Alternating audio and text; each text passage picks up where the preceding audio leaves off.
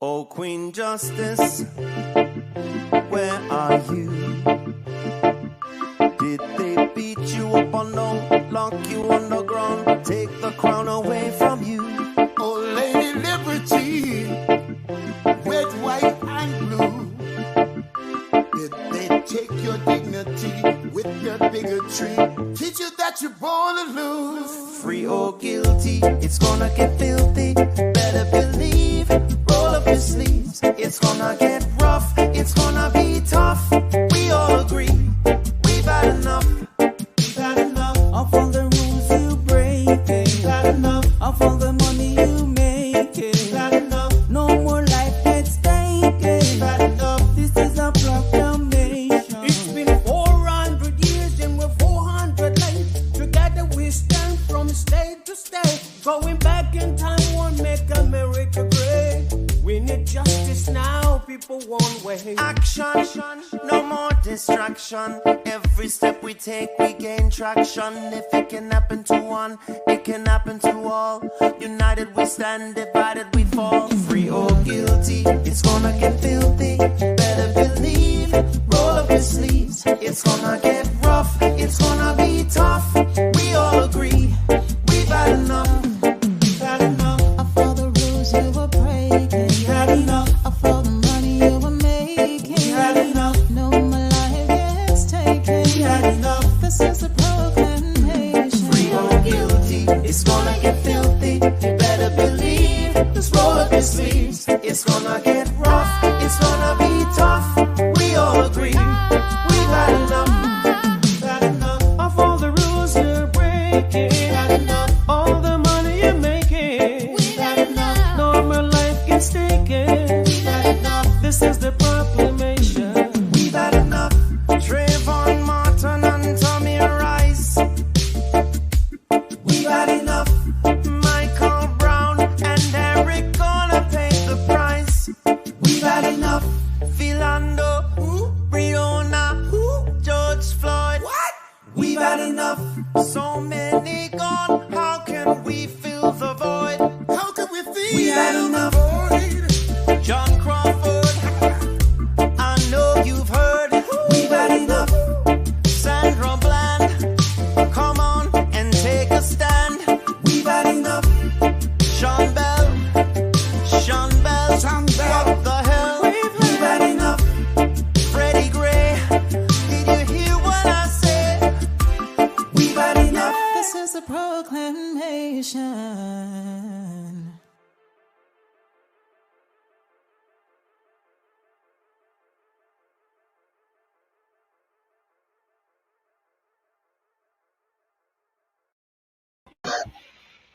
I'm Al McFarlane. Welcome to Conversations with Al McFarlane. Welcome to my colleague and co-host, Dr. Bravada, Garrett Akinsanya, and we're also joined by my team member, Lily Rankin. We're expecting a couple of other people to join us momentarily. Good afternoon, everybody. Good afternoon, Dr. B. How are you? Well, how are you, my brother? Absolutely well, enjoying the heat, waiting for this warm weather. So I'm happy to see it. I greet it with open arms, and I don't mind sweating a little bit. It's been a long winter.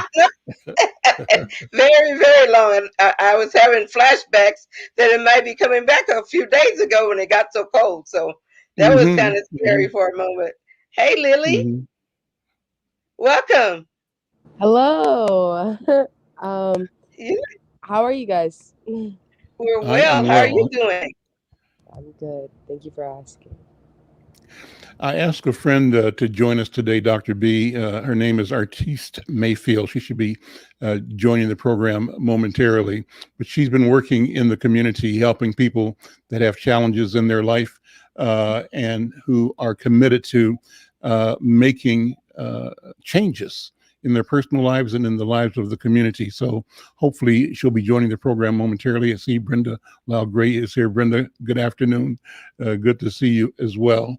And but I wanted to take a moment, Dr. B, to reflect on where we are right now, given that last night another person was fatally injured or fatally shot by federal authorities in Minneapolis. I don't have the story, I don't know the details, but I do know just from watching the news this morning that the incident created some angst in the uptown community, the Hennepin and Lake uptown neighborhood, and that there was some disturbance last night on the street and some activity involving, destroying a property and maybe getting into looting some stores.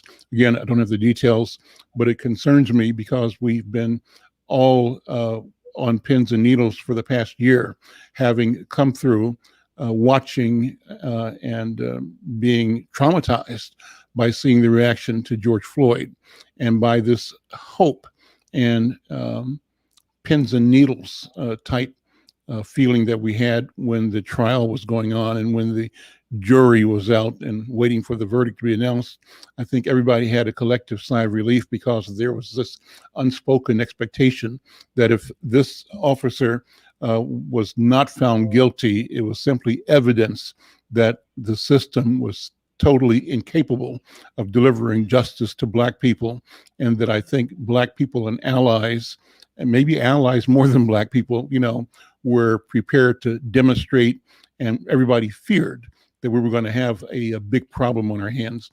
And I think everybody sighed relief at the verdict, and people cautiously, with optimism, began moving towards rebuilding their sense of community life on the one hand.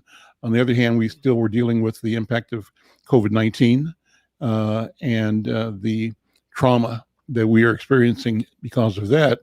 And on the third hand, we were experiencing the uptick in youth violence in our city and in cities around the country. So I say all that to say, I wonder how people should be assessing today, how we feel today here in Minneapolis and perhaps in other cities around the country where things like this are happening, because they do. They do.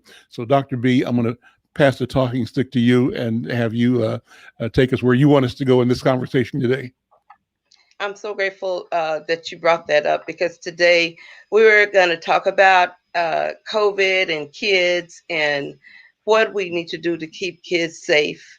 And so now, as you also know, we've had three young people shot, babies. One was 6, I think the other one was 9, and the other one was 10. And the two little girls died from gunshots to the head, and the little boy is still struggling, but he's doing better. Um, the biggest problem I'm hearing from the parents I work with is that they are wondering how to keep their children safe.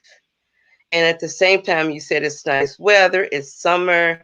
People would love to go on walks or have barbecues or times to go out with their children and spread a blanket on the ground and just eat some chicken or fish or whatever they have for lunch. And so parents are not aware of how to be safe with their children. First, they were afraid of COVID and kids, and then we were told, kids aren't likely to get it. They're not likely to get it badly. But then we see here and there another child dying or a teenager dying from COVID. So what I think the crux of it all is, if we as adults don't feel safe, we definitely don't have the ability to make our children feel safe. So we have to be very involved and very vigilant in terms of where we take our kids. So I want to just bring that out today about what parents can do. I hope we can have some creative discussions about providing support to our community. And then secondly, this uptick in violence, and just day after day having people shot and killed, and just having fights in uptown, downtown, even the suburbs. It's just a lot of violence. And I would say cabin fever, after being locked down for so long in our homes, would have resulted in some type of angst, which we normally see, but this is beyond what we normally experience. So I would like to just gear the conversation into talking about today is Kujichagulia and Umoja. Kujichagulia is how do we secure our self-determination of our physical wellness? How do we assure our physical wellness? And that means safety in our community, safety at home, safety from COVID and from violence. And then the other word for the day, I think, is Umoja, and that's unity as a community. What can we do collectively to make sure that we are taking care of our babies and taking care of each other? So I'd like to open the conversation with this question.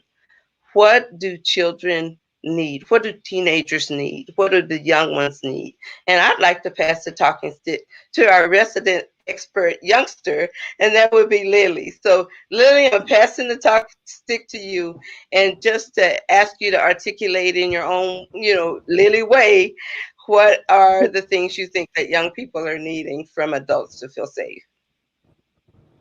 Um, it's the feeling of their safeness that also makes us feel safe, and the feeling of if they are like panicking and having a state of non well being, it kind of like affects your children. And it's normal for that to happen in these times. And what has happened recently is not fair to anyone, including parents, no matter who they are. Um, they are supposed to be strong for their kids. Um, and sometimes that's just not apparent, and that's not that can't happen because their feelings are as valid as their children.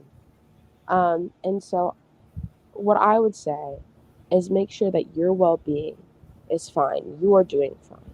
You are checking on yourself. You, because most people are like, these are my children. I need to worry about my children, my children, my children. You also have to worry about yourself and make sure you're doing okay. So if you make sure you're okay, and then your children are okay, then it sets a really positive boundary and really positive upbringing in you and your children's lives, um, and staying positive through all of this grief that and trauma that we've went through, not only as people but as a community together. Um, and so feeling that sort of way is normal, especially as Black people, knowing that there are still killings going on just yesterday.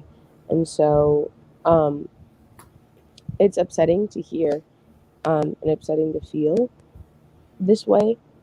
But as a community, we've picked ourselves up before, and we can do it again. I love that. Um, Can I ask you sorry. one more question, follow up for that one? Mhm. Is using yourself um, as as the example of experiencing and witnessing that violence around you. What does that do to you, Lily? When I heard you allude to something about it's normal to be afraid, I heard that part. But what else does it do to you? Um, just knowing that there's violence, not even far away from me or my school, or my home, is frightening. There was a stabbing by my mom's work, and that is frightening. It is scary to think that she goes to work right next to that kind of thing. And you, what I do to make myself feel better in these situations is make sure I do tell them, my mom, my grandma, my family, my sister, my siblings, I love you. I make sure that they know that I am there for you. And if something bad does happen, I'm always thinking about you, and my thoughts are always with you. My even my like far relatives, I call them every now and then. I love you. How are you? What's going on? Because you want to check up on people. That's what we forget to do. It's, especially since COVID happened, we're kind of all in this little bubble. Gotta kind of stretch out and make sure everyone knows that you're there for them as family, as blood, um, and make sure we're all connected. It's unfortunate that things are happening still, even though we've tried to move on.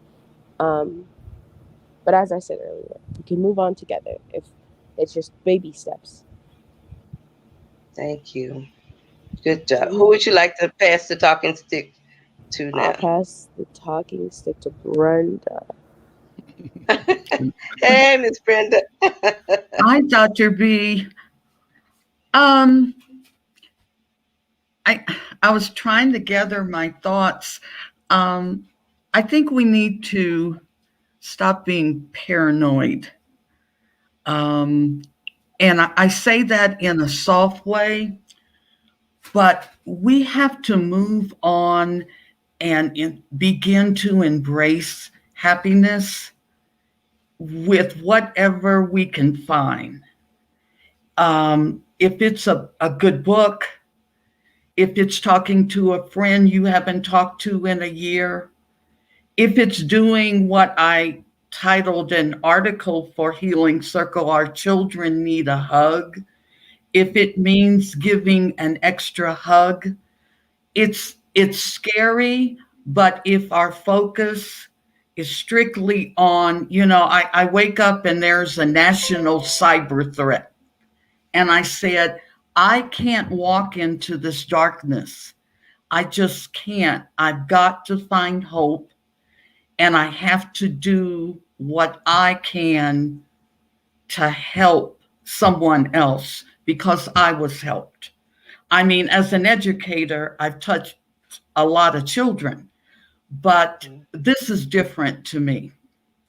And one of the things that Al's friend yesterday in an interview, Youssef, mentioned, and he's mentioned it twice, of taking the heads of all of our centers and, like Phyllis Wheatley and Hallie Brown and Dr. Babington Johnson, just one representative from all of the community, centers and children's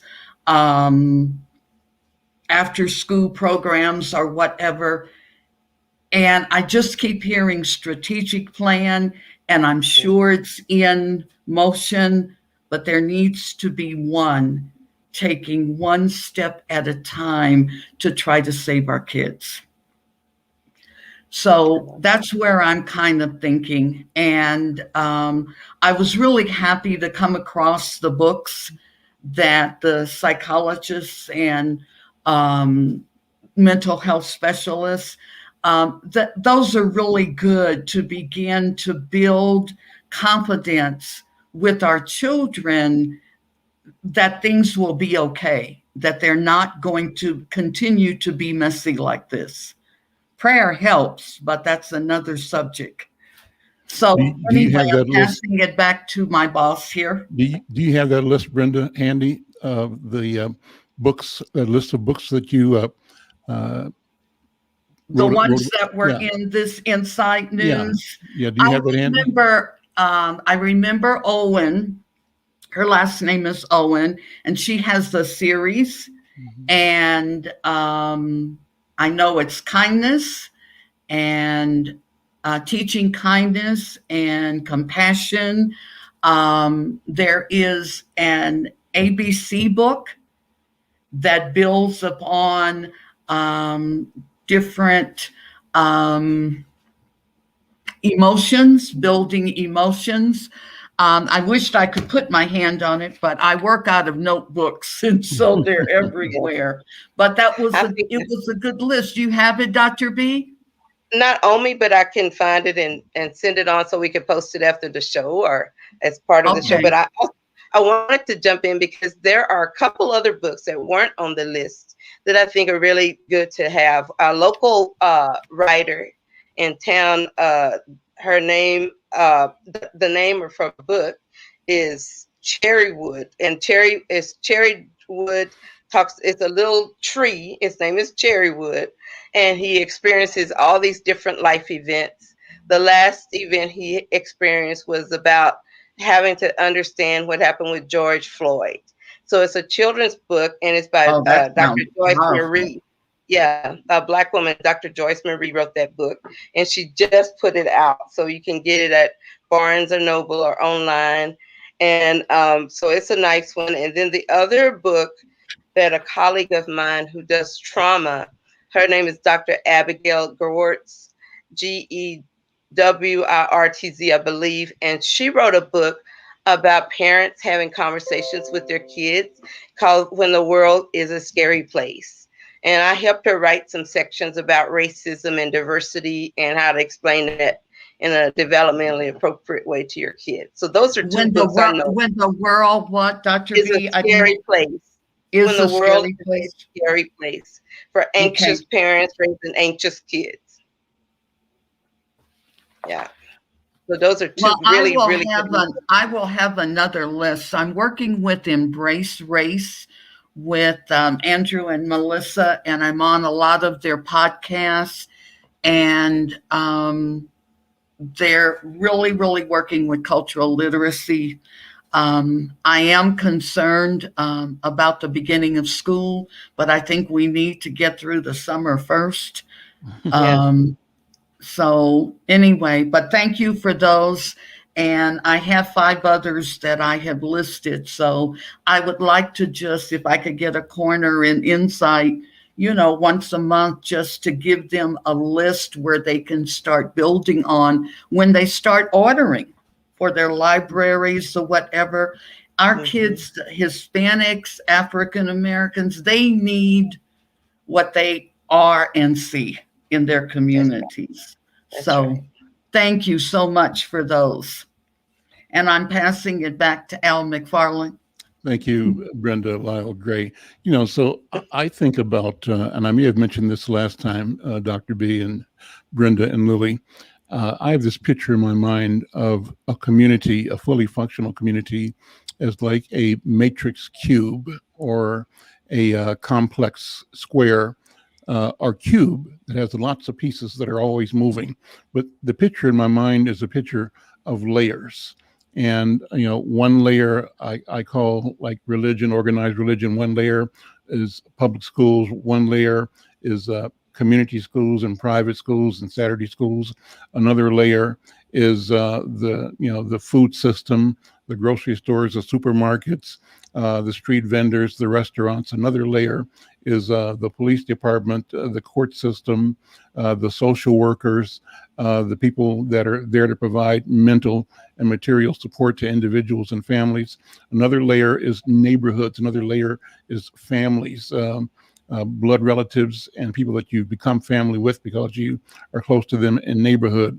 Another layer might be, books, entertainment, cultural activities. But I think that, a fully functional community has all of these things all in play all the time, right? And they operate with each other in a synergistic process or system that that continually guides individuals toward mutually agreed upon and articulated goals and aims. There's a sense of what productivity means. There's variations on the theme, but there's a general sense, a general awareness, a general agreement that this means productivity, that this means health, that this means wealth, that this means safety. And so there's this picture in the mind that people don't have to say, but they can say, and their doing really says, and is the real speaking is in the movement of their bodies and the interactions with each other.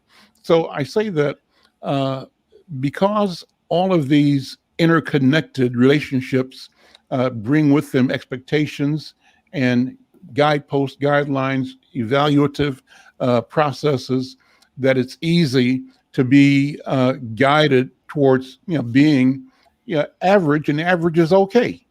Being productive and productive is okay.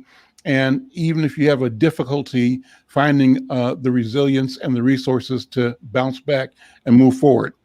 My question is whether or not we have that same depth in our community. I think we do innately as human beings, but the question is, has our community been subjected to challenges that erode or allow us to devalue these capabilities that we have, and to devalue or lose confidence or trust in our own capacity to be solution providers and to create robust, effective lifestyles in our community, in our culture. So that, Brenda, kind of is how I look at, what the challenge in our community is. How do we develop this layered experience as normal and as expected and as required and as something that we all are versed in. So I see my friend Dr. Irma McFarlane has joined us. Hey, Irma, how you doing? Good to see you. Thank and we're you. Can I using, respond to you, Al? yes, you may. Real quick. Yes. Somebody has to be around to tell people they're not broken. Mm-hmm. And that there is hope. There has to be, and there was for us, our teachers, our parents, our neighbors.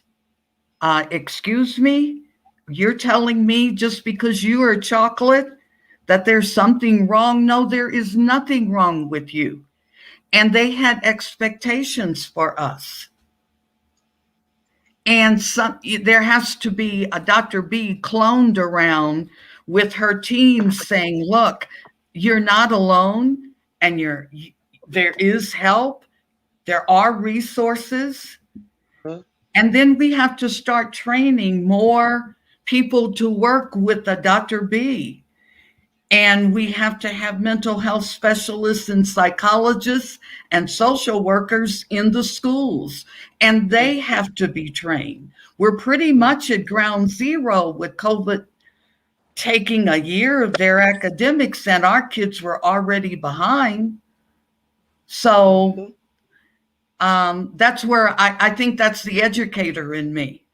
Because I've survived so much, but my children came out okay because they had a mother who said, there's nothing wrong with you. You are powerful. Timbuktu did exist. My bookshelves were filled with everything that they could read about us. And Bill Cosby had me putting up Vanette Honeywood black art. They knew who they were. And we have to tell our kids they're not defined with a gun in their hand. When Leslie Redmond said that this week, when she said they don't even know how to use them. That's why our kids are getting hurt, because they're just going around letting their anger out. So I'm sorry, I'm on a soap, but when you told me someone else got hurt or killed, I mean, it was like break heart again. Well, I think what you're describing and what I'm describing too, Brenda, Irma, Brenda and I were in kindergarten together. We got a history, and what you were describing, Brenda, and I think what I was referring to as a vision is what we had when we were 5 years old in our neighborhood in Kansas City. Dr. Irma, I'm passing the talking stick to you, Dr. Irma. Okay, thank you, and thank you for asking me to be on here. I think what you have described and what you both also have in common is relationships that many of today's children don't have. Their friends are being killed, if not in some action by police, in drive-by shootings, and all kinds of things. So kids are early on being introduced to trauma. And I think that parents today are going through a very difficult time because schools in some ways have abdicated their responsibilities as educational institutions. They've become sort of an extension of the police, so that a lot of what they're doing is managing behavior. They're not teaching, they're managing behavior. And when you have that mentality, and I'll give you an example. I do a lot of coaching, and I was coaching someone who was in charge of a charter school, and some students of color had gotten together and they had protested. They were trying to express themselves, and they didn't go about it the right way. They got into someone's office and, threw some stuff around. They didn't hurt anybody. They didn't really damage anything. But the response from the majority white teachers was to take these students who were seniors and to basically rob their future. They wanted to punish them in such a way that there was no way that they would ever have a future. And the person I coached, I said, there's something else going on here. This is not about the event that happened. This is about control. This is about white anger, and you need to stop it because these people want to punish and make punitive the what they had decided upon far exceeded what had happened. And I said, what if this were your child? If this were your child, would you even entertain this notion? So you need to walk it back, and you need to address the fact that these people have some underlying issues. They think they're not being respected, and they have a notion of what respect looks like, right? And these are kids of color who are taking up for themselves, who are standing up for themselves, and they don't like it. And so the punishment was going to be something where these kids, they didn't want them to graduate. They wanted the right to the colleges they had been accepted in. I'm like, oh who my does that? goodness. Yes, who? Oh, I'm sorry. Yeah, but this was going to be a response. And fortunately, it didn't happen. And I certainly did what I could, to encourage him as the leader to walk it backwards, because what was happening here was I was just horrified that this could possibly potentially damage these children's. But so what has happened in schools, I believe, is that they have become sort of an extension of the sort of social forces that control. And it is about control, and control is about power over. It is not just power to do something, but power over. And it means that someone is going to be oppressed. And I think we have to stop relying. I think we have to keep pushing schools to become better, but I think we have to stop relying upon schools as the only avenue or place through which children learn. We need community centers like the Phyllis Wheatley Center that was there, that used to be that resource. We need more community centers. We need safe spaces where kids don't have to be in the streets. We need to find ways. Libraries have to become more inviting and, again, not policing. It's okay if kids talk. That's what they do at certain ages. And when we look at a lot of these actions that are occurring to children, these are what Erik Erikson would call developmental phases. And so you have teachers calling the police or security guards to come and control a child who's merely manifesting what 5-year-olds do. They throw temper tantrums. That's what they do. And it means that the teachers are not equipped. They don't understand the psychological development of children. They simply are there to manage behavior, and they're doing a very poor job of it, because our children, Black children, children of color, are being penalized for their lack of expertise and experience. I think Lily wanted to say something. Lily, we're past talking stick to you. That was it's amazing. And you're saying everything that I'm thinking. As a Black child and youth, it's true. It's pushed as and I've seen it myself. I was in class and we had only a few Black kids in there, and the teacher almost every day would send all of the Black kids to the principal's office for no reason. It was to the point where we wouldn't even show up and go straight to the office, because we know what we would get sent there, because she was a terrible person and she didn't see people for who they were mentally. She saw them through their skin color, and it was unfortunate. And we told the principal's office, and we told fellow Black people in our office at the school that was happening, and they realized it themselves, and she got fired. So it's just little things like that is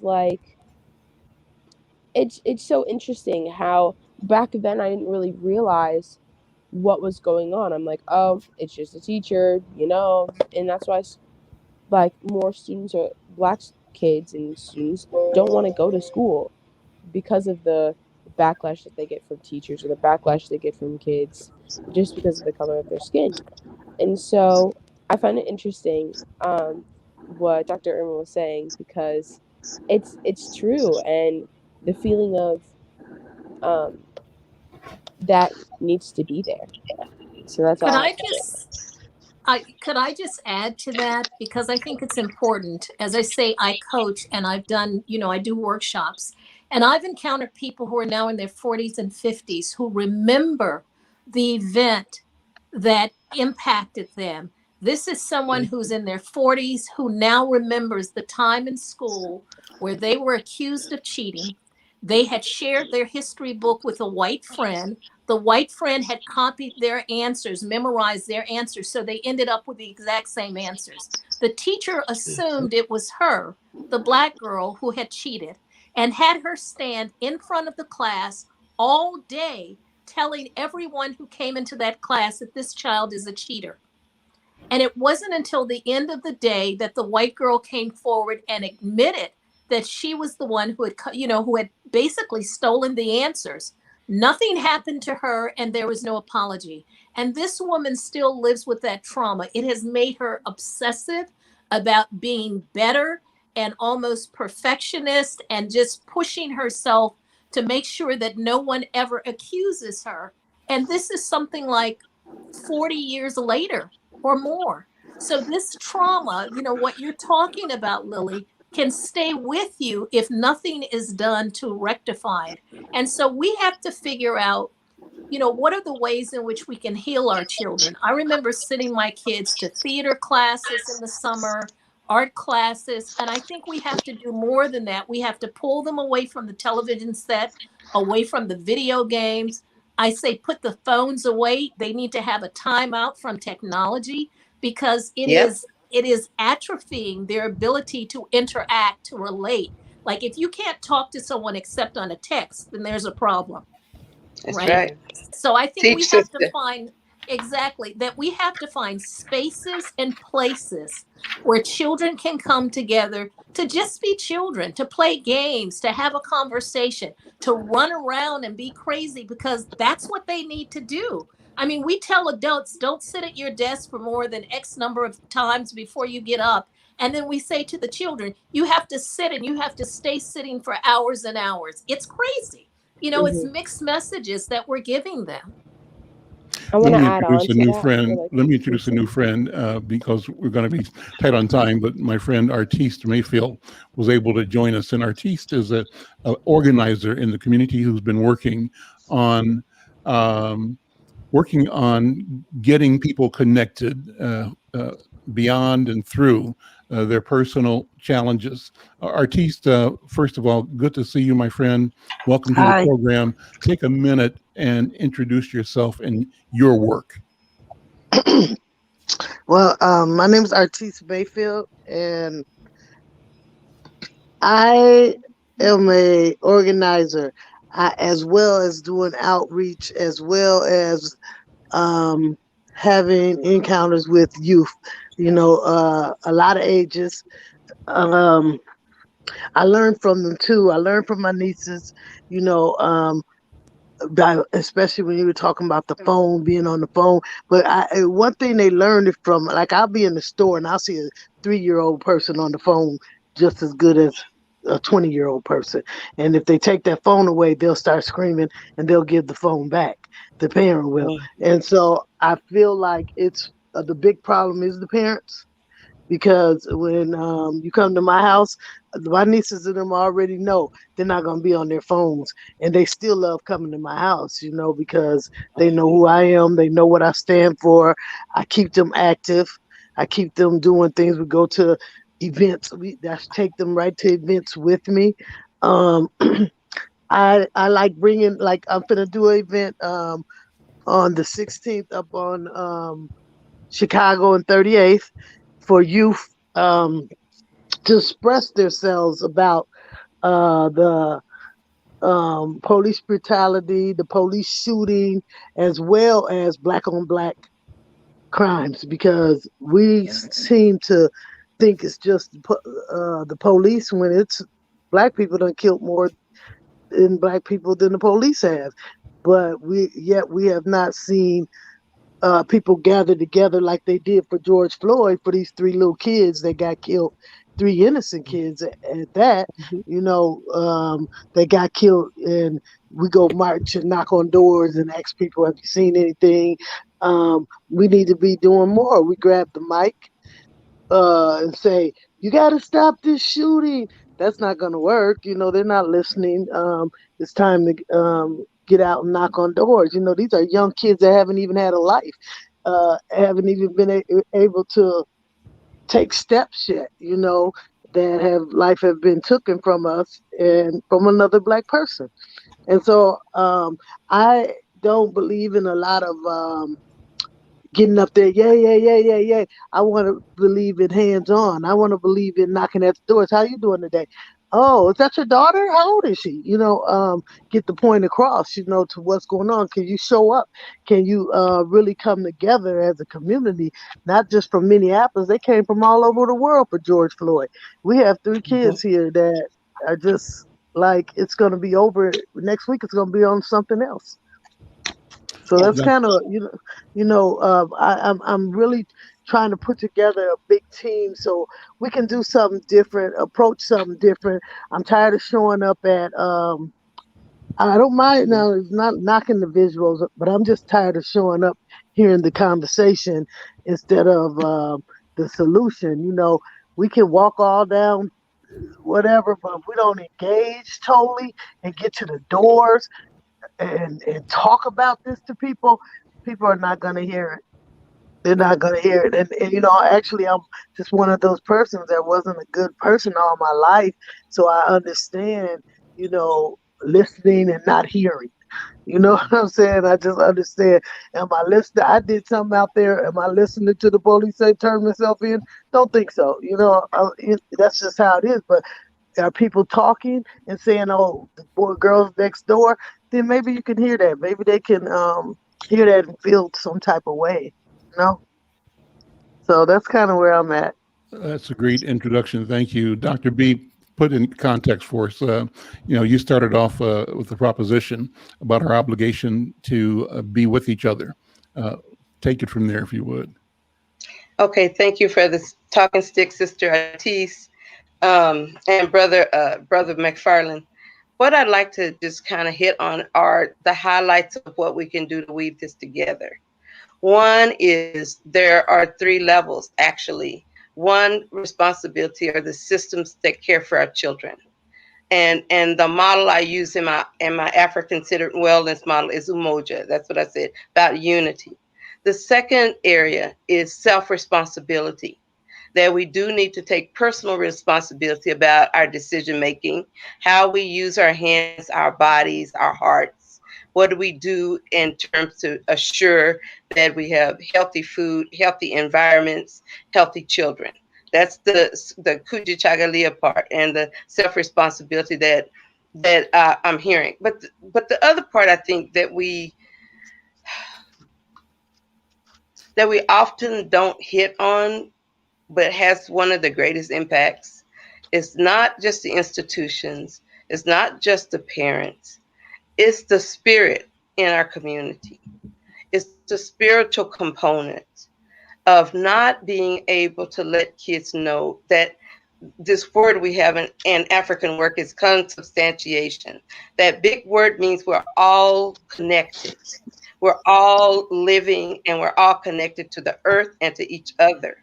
So the spirit of connection is what I see as the biggest piece. And sometimes, because our connections through slavery and that whole process of Jim Crow has created separateness. It's had the house folks from the field folks that really Lynch syndrome. We're separate and we're divided. Our whole existence has been I am because we are, and we are because I am. So the whole center of it is how do we connect better? I like the idea of connecting community and organizing community so that everybody knows that every one of those children is our children. They're our children. We may not have birthed them or potty trained them, but it's our responsibility to secure their right to wellness, to secure their right to life. And I believe that people who are doing the gang banging and going around and shooting folks, and that they have learned some colonized belief that we are not worth it, and that our own bodies, our own brothers and sisters, that we don't see them like that. We see them as the Crips or the Bloods or the disciples or whatever group they're in. They don't see the connection that we're all Black folks who are, many of us, descendants of slaves who didn't have the right to life, and now we're taking it from each other. That's what I see as a core part. And I see it in school when I work with school children, when I have kids getting in trouble for fighting. And they get in trouble for fighting because they go to the adults around them. They go to the teacher and say, Johnny is hitting me in the playground. The teacher says, just ignore him. Just ignore him. How are you going to ignore somebody 8 hours a day for every day in a week and you're in the 3rd grade? So they go home and they tell their parents, Johnny beats me up. I tell the teacher, they don't do anything. I told the principal, they don't do anything. And so Johnny's getting in trouble because next thing you know, he's going to hit that child because the parent said, don't get punked. You're in the 3rd or 4th grade, but don't get punked. Don't be a punk. If he hit you, hit him hard, beat him up. So then we get parents not teaching children how to use adults, not teaching children how to articulate their needs or get them met. We have parents who don't know how to even go up to the school themselves and say, my child is having trouble. And I tell parents, if your child's having trouble at school, don't go up there and act a fool so they want to call the police on you.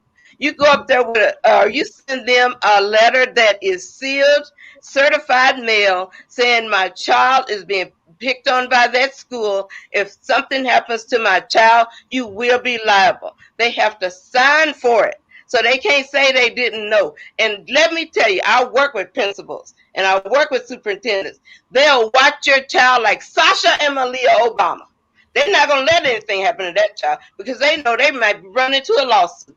So we have strategies like Brother Al knows. We teach at Project Marua, the premeditated parenting boot camp, where parents learn to fight that battle to save their children's lives, not with their fists, but premeditatedly with their minds, having strategy. So we need strategic engagement with our parents and our schools and our community. So with that, Sister Dr. Irma, were you asking for the talking stick, or were you just saying amen? I was saying both. I think you hit it right on the head in terms of what parents have to be proactive, but they have to do it in a way that they also can be heard. You know, if they provide behavior that makes them problematic, then in some ways they've made it worse for their kids, right? So we have to learn how to be positive advocates for our kids, but also advocates. And I think that's the main thing, is that it is our job to make sure that the school does right by our children. And we can't just assume that it's going to happen automatically. You know, I want to just give one statistic that people should understand. According to the National Education Center, NEC, 87% of all public school teachers and public charter school teachers are white. 87%. So when people start complaining about programs that come into their communities and the people don't live there, that's a very small portion. 87% nationally of all public school teachers and public charter school teachers are white. These are not, and over 50% of all the children in school today are children of color. So these are not their children. And we have to recognize that our kids are walking into an environment in which the people who oversee them don't see them in the same way as their own children. And so we have to be the advocates for them, whatever role we play, whether we are their biological parents, whether we are their, fictive kin parents, whether we're community people. If we hear something, then we need to say something, even if it's not our child, that we can help them be advocates. And I think that's really important. You were reminding me, Irma, as you're speaking, of a class I went to at Harvest Prep School. You might know Eric and Ella Mahmoud, who had this wonderful institution in North Minneapolis. And way back when one of my grandkids was in that school, I went to their Christmas or might have been Kwanzaa programming, and they had a step team, a step and drill team. And I remember right now, and as you were speaking, the image popped in my head of the drill teacher, Sister Faluke is her name, was the teacher of the drill team. These kids doing a march, and the song was "Into the Enemy Camp We Go." Oh, wow. And what I heard in that was children as warriors, children being trained to understand that what lies ahead is, in fact, a mission, and that they have to be prepared and steeled, properly trained, properly prepared to walk into this arena of adversary. Into the enemy camp I go. And in so many ways, Dr. B and colleagues, what we're looking at is the war of defining what humanity means. Looking at that from an experience where our definitions have not mattered, our lives have not mattered, and will not matter until we make it so ourselves, I believe. Yeah. What do you think? You got it, brother. And I think that I know Lily was trying to have one more sentence. Did you want to say something before we go off the air, Lily? Because it started with you and it's about you. You good? I'm okay. Yeah. You sure? Okay. Thank you. All right. Thank you. I just want to make sure we hear the voice, because we're in a circle and everybody in it has equal access to the center, the space of power. And I thank you all. I love the idea. That's why at Project Marua, I share their motto. And it is, we're fighting the battle to save our children's lives. So Ashe, and thank you, Brother McFarlane. Ashe. Take care, everybody. Thank you. Thank you. We'll see you next time. Okay. Yeah. Healing Circle. Be here next week. Ashe. Ashe.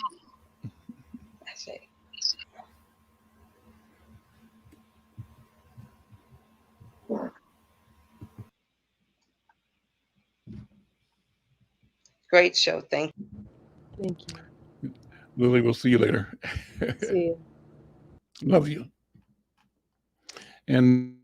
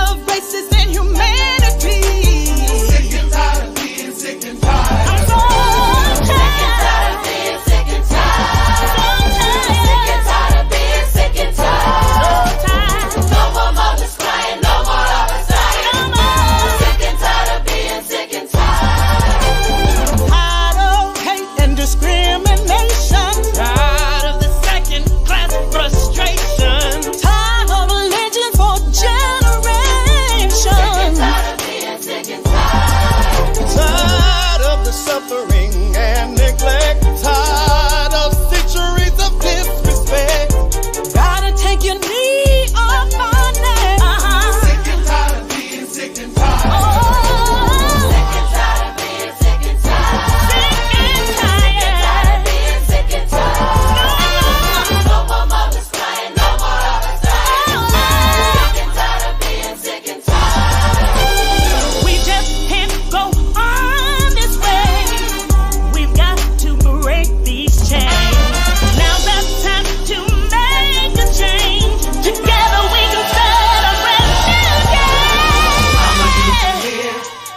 land of Mars, the land of Freddie, Eric,